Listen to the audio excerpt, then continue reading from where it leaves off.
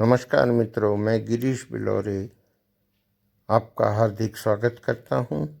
आज से देखिए जस्टिन ट्रूडो के बयान का परिणाम। प्रधानमंत्री जस्टिन ट्रूडो ने अपनी आंतरिक राजनीतिक स्थिति को मजबूत करने के उद्देश्य से भारत के खिलाफ बयानबाजी शुरू की है। भारत के अंदरूनी मामले में हस्तक्षेप करना शुरू किया है। इसके प्रतिकार स्वरूप भारत सरकार ही नहीं, भारत के लोग भी उनका भरपूर विरोध करने पर उतारू हैं और कर भी रहे हैं। विदेश मंत्री एस जयशंकर ने 7 जनवरी 2020 को कोविड-19 से संबंधित एक बैठक में अपनी उपस्थिति को अस्वीकार किया है। अब वे कोविड-19 के लिए आयोजित बैठक में नहीं जाएंगे। कारण आप जान सकते हैं कि इस बैठक का आयोजन कनाडा के प्रधानमंत्री जस्टिन ट्रूडो की अध्यक्षता में किया जा रहा है। मित्रों, भारत सरकार आधिकारिक रूप से भारत के आंतरिक मामले में कनाडा के हस्तक्षेप को अस्वीकार करती है। इसके साथ ही भारतीय मीडिया और भारत की सभी पार्टियां इनका विरोध करती नजर आती हैं। प्रियंका चतुर्वेदी जी का भी कहना है कि कैनेडियन प्रधानमंत्री जस्टिन ट्रूडो का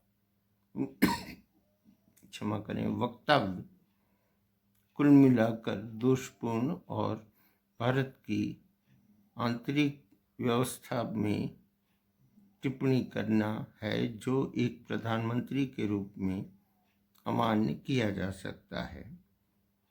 आपको याद होगा कि कैनेडियन एडमिनिस्ट्रेशन जब से जस्टिन ट्रूडो के द्वारा ऑपरेट किया जा रहा है, तब से ही इस अल्पमत सरकार द्वारा खालिस्तान के मसले पर भी बेहद नकारात्मक रवैया भारत के खिलाफ प्रदर्शित हो रहा है। आपको याद होगा कि जसपाल अटवाल जो एक अलगाववादी नेता हैं, उन्हें जस्टिन ट्रूडो का संरक्षण प्राप्त है।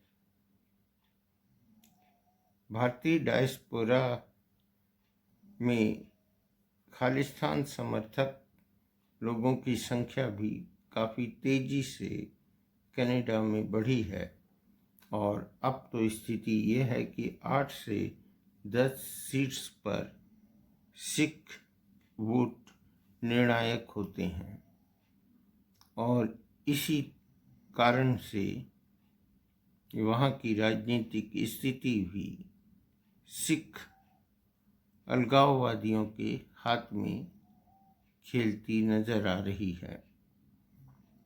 जस्टिन ट्रूडो की मजबूरी जो भी हो, इससे भारतवंशियों को और भारतवासियों को, भारत सरकार को कोई लेना देना नहीं है। सभी भारत के एकात्मता और उसकी अखंडता पर विश्वास करते हैं। जस्टिन ट्रूडो जो सिख समुदाय को अपने इलेक्शन के लिए, अपनी अल्पमत सरकार को बचाने के लिए इस्तेमाल कर रहे हैं, यह एक अपरिपक्व पॉलिटिकल नेतृत्व का उदाहरण है। दुख की बात यह है कि एक अति महत्वपूर्ण राज्य स्टेट यानी कनाडा